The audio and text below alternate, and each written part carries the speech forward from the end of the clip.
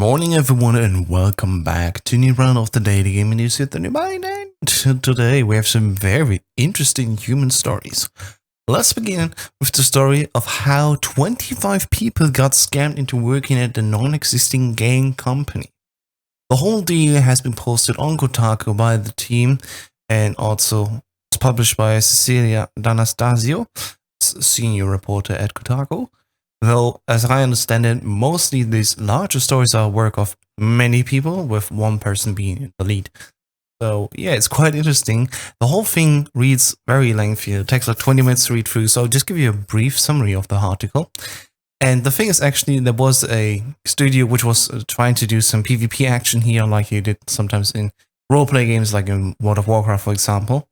And that basic idea didn't go anywhere. It was in Steam Early Access, was done by 2 people, but, didn't go anywhere. Then a person came around and actually said, hey, I want to help you make this game a thing. Actually hired people, unexperienced people that have not really been in the industry yet, but wanted to come into the video game industry.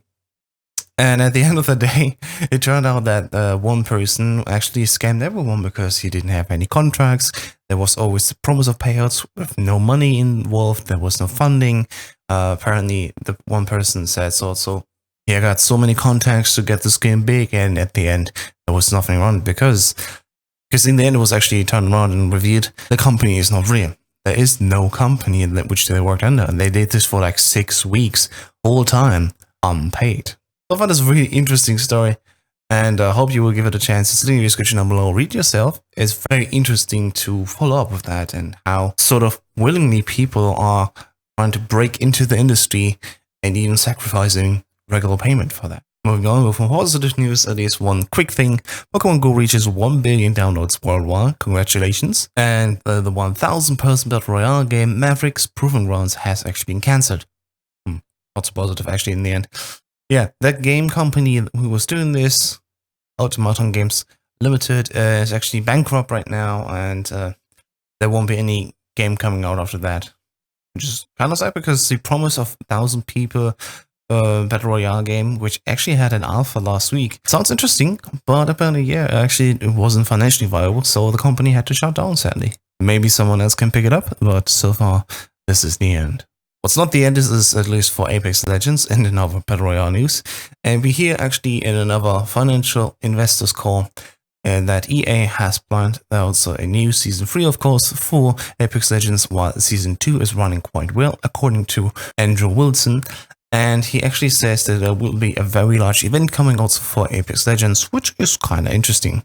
Along with that, we will also get a very most fan requested feature coming to the game, which that is not yet known. I personally hope it's the parkour kit, but who knows? I can dream. But Respawn Entertainment does even more than only Apex Legends, because apparently scheduled for September 25th and 26th, Oculus Connect will be the event where Oculus and Respawn Entertainment will show off a new AAA game. Now, seemingly with Oculus, that has to be VR related, but I would assume this is not VR exclusive. So it's going to be interesting what this big game is that Respawn Entertainment is working on next to the new Star Wars game in Apex Legends. Certainly not as cool is sadly the update that Crash Team Racing now has microtransactions where you can buy with real life money, of course, things in the game.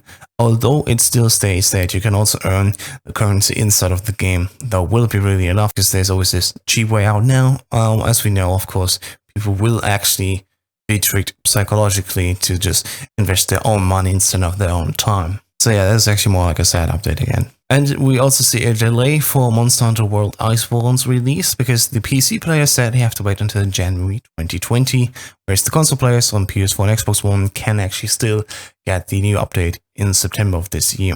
And if you play on the Nintendo Switch, at least apparently next week, on August 8th, Turok 2 is coming to the Nintendo Switch. PlayStation Plus games for August 2019 have been announced. One of them is Wipeout the Omega Collection, and the other one is Sniper Elite 4. I don't know if the Xbox Live Gold games for next month, but at least we know for the Game Pass, the new titles that are coming around. Ashes Cricket, Pandemic, Jackbox Party Pack 2, and Slay the Spire for console. And on PC specifically, since Game Pass Ultimate is also available on PC now, we get Space Hulk Tactics and Downwell. Last but not least, the original Diablo is now playable in your browser actually, and a new shareware version, where you can also unlock the whole game inside the browser if you own the original game. This is actually impressive.